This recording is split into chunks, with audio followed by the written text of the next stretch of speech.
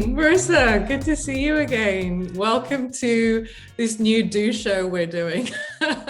So these are all the people that are actually doing, not talking.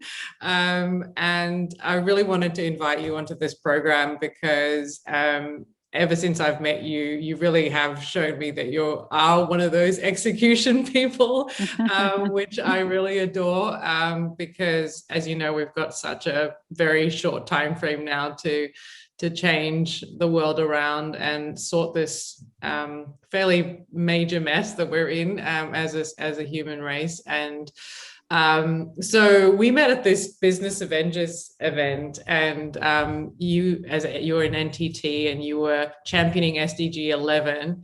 And I guess, what's your recollection of that meeting? Because it was a bit of a blur to me. I came and presented to everyone, and yeah. Yeah, so I do remember that day very clearly, because I think what I loved most about that first meeting was firstly, I think Business Avengers, that whole program is just amazing in terms of helping businesses really understand the contribution that they can make, and I guess make the goals real for business, because that's been one of the big challenges. And that was such a great call in terms of being able to, or that webinar, being able to understand, the new ways of measuring things, and also to understand the complexity and the challenges that some of our peers were facing that were much more mature in terms of measuring their contribution than we were. And I was just fascinated by how many frameworks there are for measurement, and and how difficult it can be, even though I was listening to the lady from Diageo, even though that, they are reporting on all the things, to sometimes not get the ratings because, information is just not available when it needs to be, in terms of the right, having the right people to see it. And I guess what I loved about that first meeting was just your passion, and your, it was so infectious. I was so, I guess, inspired after that meeting to say, not just do we want to drive real action in terms of our programs as NTT, but also take a scientific-based approach, data-led approach, to not just measure our contribution, but also demonstrate the business case for being a more sustainable business. Yeah, I mean, that was the big thing. Like there's one business avenger per SDG, right? In this consortium, I think it's run by Project Everyone, yes, that's correct. running this. And you made a good point that actually the SDGs were written for nations, and it was very hard for a very long time, since they've been out since 2015, but to translate that to a business language and an investor language as well, that could make us all contribute, with one mission and one focus towards these goals. So I think everyone was even though they were, as you said, in different parts of their journey, you were at the very, very start of your journey. Yeah. Even the most sophisticated ones were still struggling about how to report, how to adapt, comply with all these different standards, frameworks, policies, and then how to make that real for decision making. So I remember meeting you in one of the breakout rooms, and I was like, who's that? We need to connect again. And so we did, and actually you were really the champion for why NTT ended up coming onto G17 Eco, and another woman as well, which has been always great. And so I wanted to step back a bit and start with, for me, this show is about elevating and showcasing people that I've come across that are just doing incredible things. But at the end of the day, it's you, Marisa. And I wanted other people to know, what's your story? Who is Marisa? Before we talk about the work stuff, I'd love to know your story and your journey, and what makes you tick, and what are you passionate about? Yep. So firstly, thank you for having me. I'm delighted to use any platform that I guess inspires action for the goals, and also demonstrate really strong, inspiring female leaders, because for me that's really important as well. So a little bit about me. I'm a South African born and raised. I'm still based in South Africa in Johannesburg. But I've had a global role for over 16 years. So I really don't feel constrained by any borders. Good. And I feel like I've worked, albeit remotely, in many countries. I've had the great opportunity to travel to many countries and really understand different cultures and also, the way that how nuanced our world is. I think it's so easy when you're just used to one culture to, I guess, look at another one in a simplistic view, or to look at some of the world's challenges in a simplistic view. Yeah. I'm the eldest of four girls. Wow. And yes, and I have my poor mother had four children in 5 years, and I've got some Italian heritage, so I get to call two countries home. Wow. But growing up, things were not always easy for me. We moved around a lot, and sometimes we had to do without, some of the basics. And even though this wasn't always an easy experience, it gave me one of the biggest gifts. And it's definitely something that my mother taught me. And I guess it's the sense of tenacity. Just because a single or the most straightforward route to achieving your objective isn't available, it doesn't mean that you can't make that, achieve that goal. So for instance, I wasn't had the opportunity to get a formal tertiary education before I started my career, but it didn't mean that I couldn't have a successful career. And I guess, I honestly believe that there's not a single thing that's beyond my reach, or not a single problem that can't be solved. Yes, if the most direct route's not available to you, you might have to work a little bit harder. It might take a little bit longer. Some experiences might be uncomfortable, but at the end of the day, there's nothing that can't be done. And I really think I'd bring this belief to the work that I do in building purpose-driven brands, strong purpose-driven brands, and using the voice of those brands to really drive action for the goals. So what am I passionate about? I'm passionate about making a difference, using the organizations that I work with and for, using their voice to drive action. I'm passionate about my family. I'm passionate about brands. And I'm passionate about being a creative problem solver, and then hopefully one of the leaders that's going to make a difference for our future. Wow, that's beautiful. I mean, I resonate with your story. I grew up in Zambia. I lived in apartheid South Africa. And one of the biggest things was that whole experience, even though it was, incredibly oppressive, I saw poverty and injustice firsthand.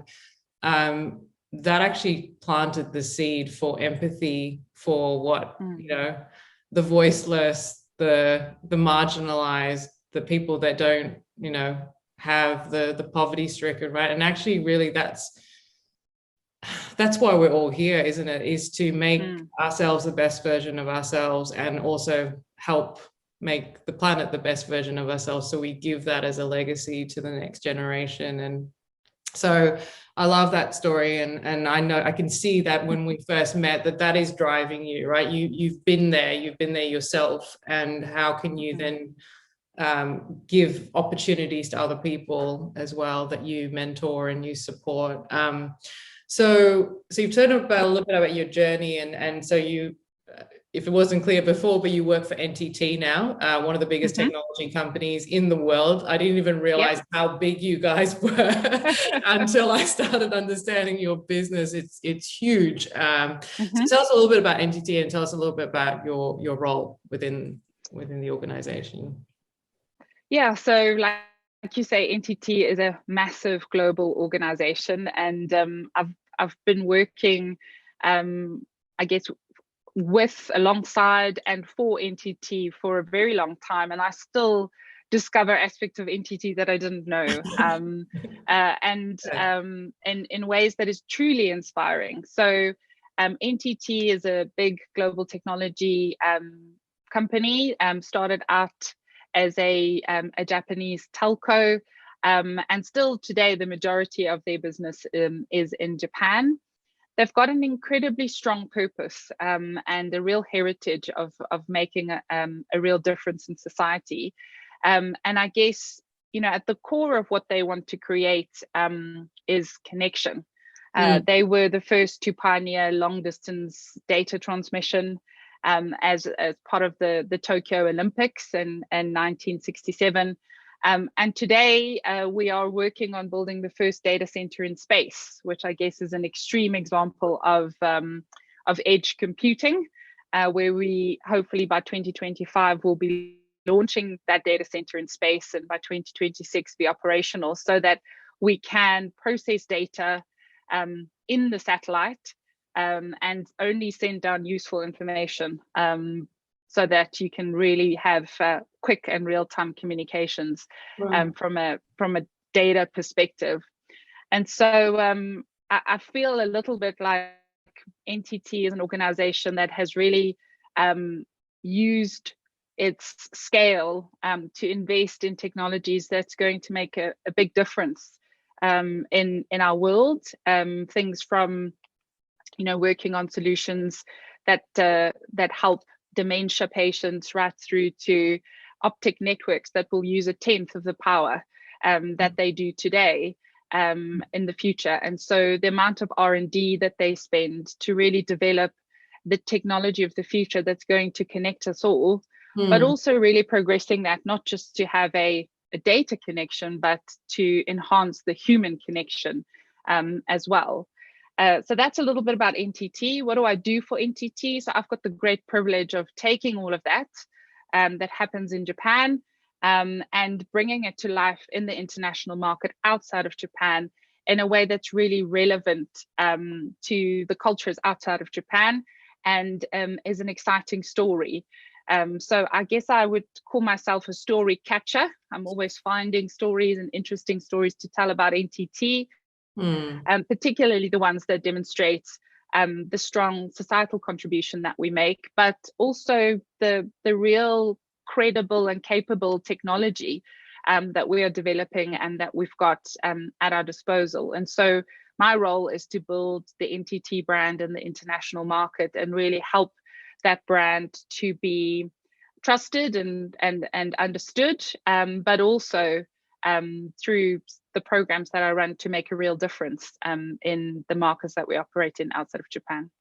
So you're doing that with lots of partners, right? And when we met with you, you were doing stuff with you're doing the stuff with Project Everyone and the other peers within that, but you're also doing programs and sponsoring lots of different projects as well. And one of the things that we worked on together was the Red Bull basement program, which was amazing, right? So that's about Red Bull inspiring the next generation of leaders to do hackathons and breakthrough technology apps, etc., to deliver contribution towards the goals. And that was really fun doing that, and that's actually led to lots of great things with Red Bull. And so the power of partnership, I mean, I think one of the things that technology, it is in and of itself nothing, but actually as we connect it,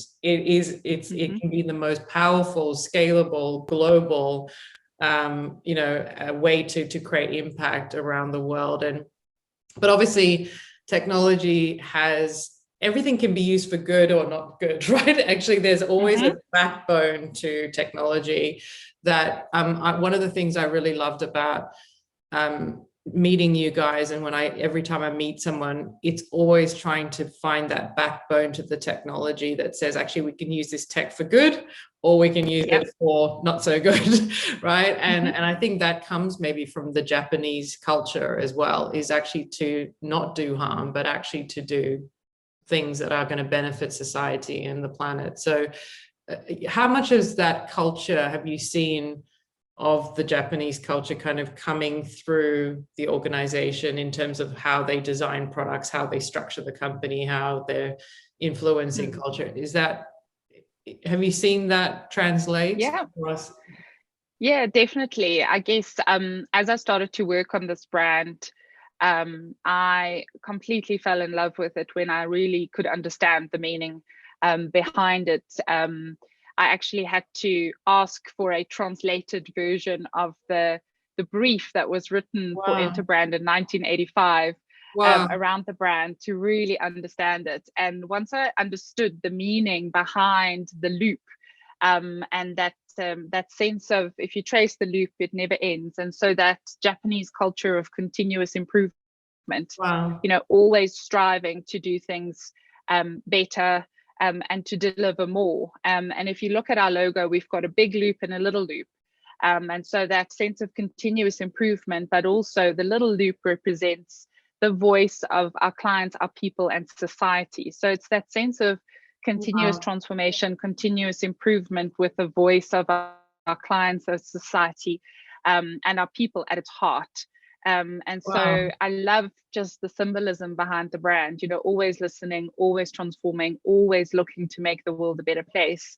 And absolutely, that culture has not just translated in terms of the culture of our business and what we believe in and the strong purpose focus that we have, but also performance driven, in terms of quality.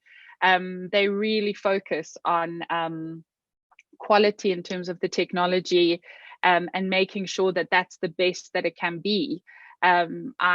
We've recently had a new executive join, and he says he's never worked in a technology company in his 25 years where they've had as little kind of escalation calls at a regional level that he's experienced at NTT. And so that real sense of continuous improvement, quality, but also really being humble, which is why I think, in many places, the NTT brand still has to make an impact in terms of people really knowing the brand, because the company is so humble as well. And I think, all of those aspects is just, what makes me love this brand and working for this organization.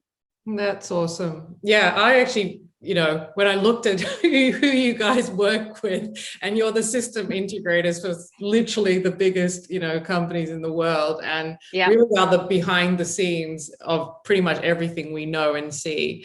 I was like, wow, we need to bring you to the forefront and actually help lead the whole generation of new tech companies, really, because a lot of the startups, which is my world, don't know these sort of really underlying values of creating a great, scalable, long-standing, purpose-driven tech company. Because most tech companies are here today, they sell off or they have an exit, right? And they're not necessarily here for generations, which you guys have been.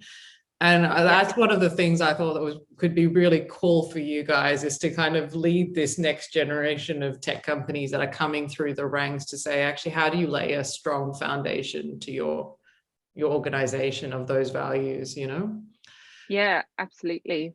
And I think like programs like Red Bull Basement and some of our other partnerships that we use, which is the programs that I really help to run, can help us do that. How do we inspire the next generation of innovators to not just come up with great ideas through something like Red Bull Basement, but also to then support, continue to make those ideas a reality in an environment that hopefully inspires them to create more of a sustainable long-term view around the contribution that their company can make. And also through just working collaboratively with other organizations and trying to do the same. We're a big believer in terms of co-innovating with our clients, but also co-innovating with our partners to create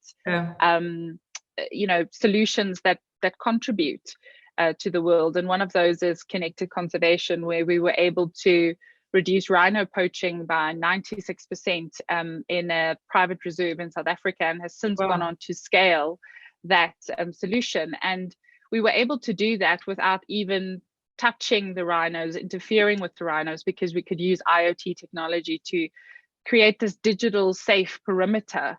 And now we can also use that technology across other endangered species like the pangolin, tigers, etc.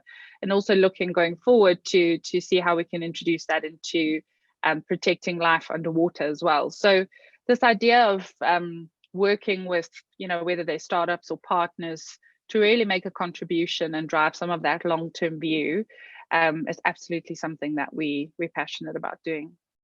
Yeah, because I remember when I was speaking to the Red Bull basement university students, and they had all these great ideas, and I said, how do you know if that idea is actually going to make a difference and solve the problem? And the only way you can really do that is if you measure your impact, right? And actually test it, pilot it, and then scale it. So, I think that's another thing about this industry with technology is like, firstly, are we solving the right problem? Yeah. Right. A question, yes. And then secondly is what we're solving for have that long lasting enduring impact that's actually going to solve it categorically, as opposed to being a band-aid solution. And I think that's one of the things, again, that I'm seeing about you guys as we start working through your strategy, your sustainability strategy of what are those core things you as a technology company can really excel at, playing to your strengths? Where can you have your greatest impact, but where is your greatest risk as well as a company if you don't get a handle of understanding those risks, right, in your supply chain, in your, even like where you're storing data, your energy, your data centers, all of that, right, contributes to your full story of your impact. And I don't know if you want to just comment a little bit about, because you've been sort of overseeing, I guess, the strategy and the comms of for your new sustainability strategy that you guys are going to be launching. Tell me just a little bit about how you were thinking about this, because you really are at the start. You were at the start, but now I've seen like you go leaps and bounds to going, actually, we're going to measure this stuff now. We're going to get some core metrics together, and we're going to start doing the reporting. Tell me a little bit about that process, and what has that been like for you guys? Because it's been since I met you, you had not even started, and now you're about to you're about to launch, right? And it's really exciting. So tell me a little bit about that, because a lot of people are watching, going, well, where do we get going? This is good for other people who've already done it, but you really are a testimony to a company that is massive, never done the sustainability reporting piece, and now we're about to do it. So I think I think the most important thing is really, like you say, to get that understanding, that visibility. NTT is a massive organization, and I think inside of Japan, so the biggest part of our global business, which still operates inside Japan, I think they've done a really good job in terms of measuring that impact and reporting on it, because they really believe that that societal contribution is going to increasingly become important in terms of how investors look at your organization. And so that's been a massive focus for I guess, our big parent company in Japan. And so we're incredibly lucky to be building on very, very strong foundations in terms of some of the work that they've done and the international recognition that they've received as a result of that. And so as we bring together the 31 companies that NTT is busy bringing together, it's really understanding that complexity, and through the work that we're doing with you, looking at how we can use the data to pinpoint where we can make the biggest impact in terms of, as you say, mitigating some of the potential risks, or contributing, not just from a sustainability perspective, but also looking at how we can regenerate some of the, particularly from an environmental perspective. So going that one step further in terms of, not just, I guess, maintaining the status quo, but actually improving what we have there. So data is incredibly important in terms of understanding where we need to start and making data-driven decisions around a sustainability strategy, which can feel very overwhelming for organizations, because it's so big, and sometimes we've spoken about it in this interview. it can feel quite abstract in terms of how, how do you connect what we do as a business to, some of the challenges and some of the sustainable development goals. And so data really helps you to break down that into manageable areas and projects, so that you can really start focusing, but then also to really understand how you can then start putting those ambitions together. And our sustainability team is really looking at what those targets should be and what are some of the ambitions that we need to really be aiming for as a business in the long term, both from a environmental and societal perspective, through our operations as a business, but also through the contribution that our people can make in terms of things like using their volunteer leave to go and make a real impact. And how can we actually then also measure those kind of contributions? Because, we've got 50,000 employees. If all of them use 3 days of volunteer leave, that's a massive amount of time that can make a massive impact. And so, understanding the data, understanding how that breaks down into manageable projects that you can drive some real impact with, setting your targets, but then also starting to build the business case. We've all seen the data that businesses that are more sustainable perform better. And so really building that business case to drive even further investment in terms of the operational improvements or developing services that can further help our clients to become more sustainable through using technology and innovation. So, my role in all of that is really to look at how do we use that as a story to build our brand. And I'm incredibly lucky to work with a very strong sustainability team that's really driving that strategy into our business. And I can see that it's getting kind of really from the top leadership sign off, right? To go, we're gonna go down this path. And I know that all the different CEOs are all also signed into the SDGs and really want to see this happen. And I think that also helps, doesn't it, when you've got the buy-in from the leadership, and then it makes your jobs to execute it a lot easier, right? So. I think a sustainability strategy really needs to be part of your business strategy.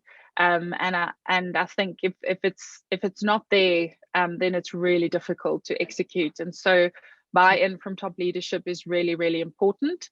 But also I think this sense of true buy-in into the idea that sustainability is not just about the environment, and secondly that it's I guess not something that you do as a CSR initiative or a charitable initiative, or that you're giving away things, something on the side. Actually, it can be a real competitive differentiator for you in terms of attracting talent, increasing your relationships with clients, but also, if you think about it, a license to compete, if you think about some of the regulatory environments, etc., and that we're now seeing across the globe in terms of corporate risk and governance. So I think it's something that organizations, I guess, ignore at their peril. It's really, really important, and for me, everyone should be looking at this very seriously.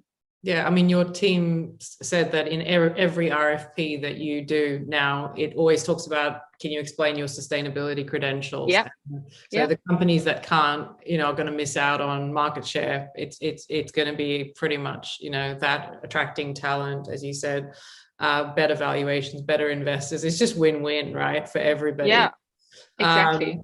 And so your SDG 11, sustainable communities and cities, we're still in actually one of the largest pandemics in human history. And tell me, what has this last sort of 18 months been like for you? What has the pandemic shown you, taught you about maybe yourself, or maybe even society? And because it's taught us all something, hasn't it? And but I just wanted to hear, what's this last 18 months been like for you?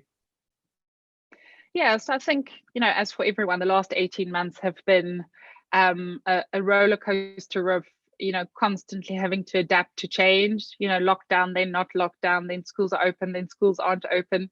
Yeah. So I guess this real sense of agility and adaptability is something that that I've had to get used to, but also that it's okay to live in an imperfect situation, and that everything can't always be, exactly the way that you planned it to be. So being comfortable in that sense of uncertainty, COVID has really taught me to feel a little bit more comfortable in those spaces in between where you're not quite sure what's going to happen next, or you can only plan a week in advance. But for me, the biggest thing that I've just really loved about what I've seen as a result of COVID is that I feel the world is much, is taking more risks in terms of,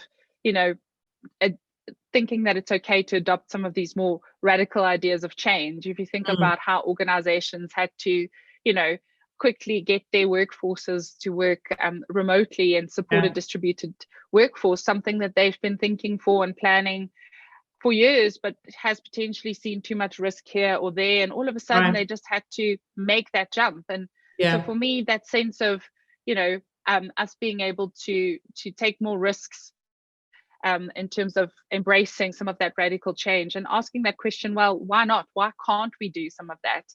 But I also think the sense of connection again, and how connection how we've now proven that actually through being digitally connected, we can also start to democratize access to services that, people it would normally have been reserved for the lucky few that was located in a particular area or was lucky enough to be born in a particular country.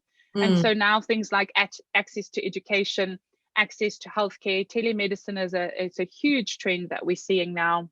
And also economic opportunity.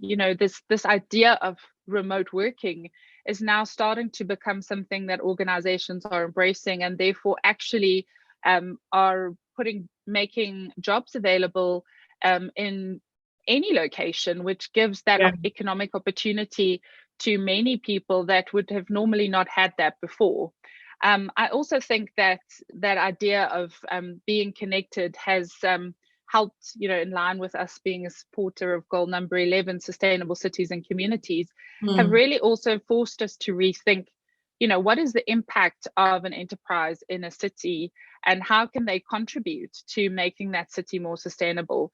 How can they make their buildings more sustainable? How can they improve the health and well-being of their employees? How can they have a more hybrid or distributed model which cuts down the congestion in terms of the daily commute, and so on and so forth? So for me, it's just, I guess, opened our eyes in terms of what is possible if everyone in the world has got access to great technology and great connections, because that really makes anything possible.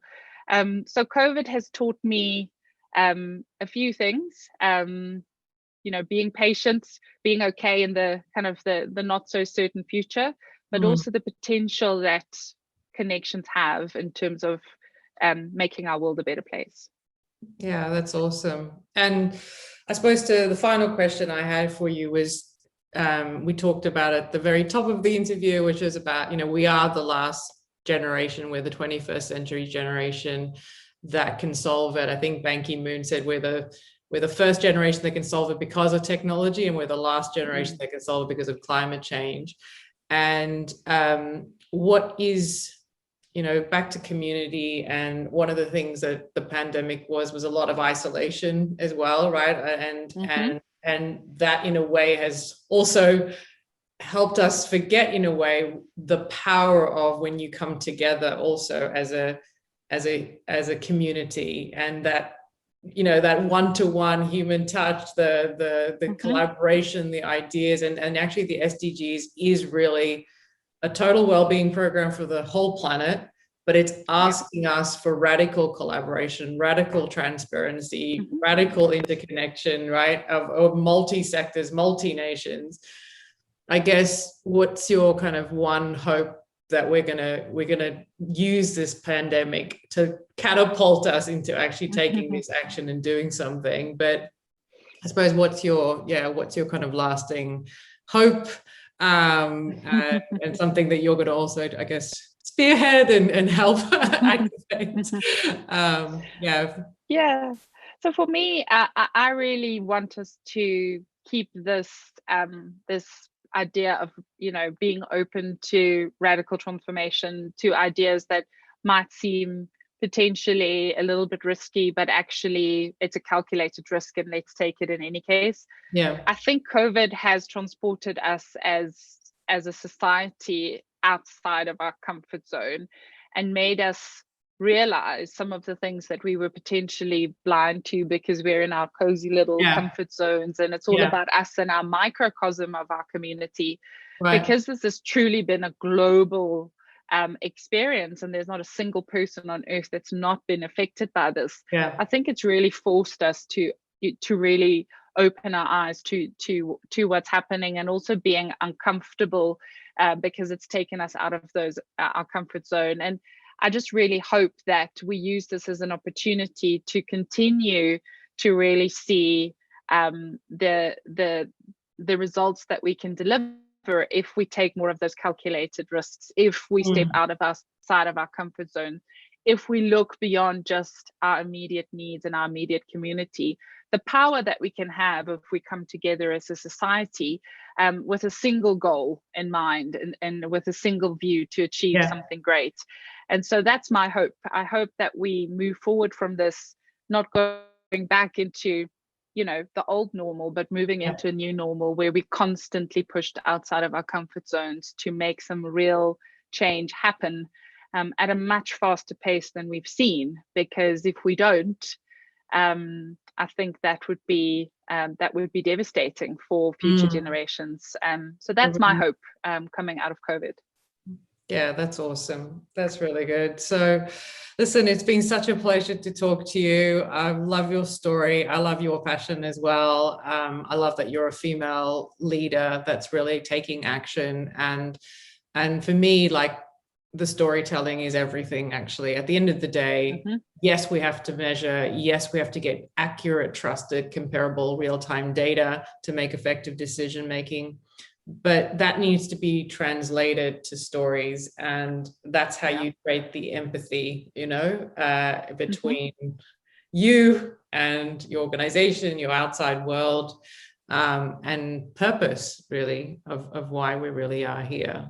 And so please keep doing what you're doing. Thanks, Manjula. And we want to tell more stories, and I really want to work with you on that, about how companies can tell better stories that are evidence-based as well. Right?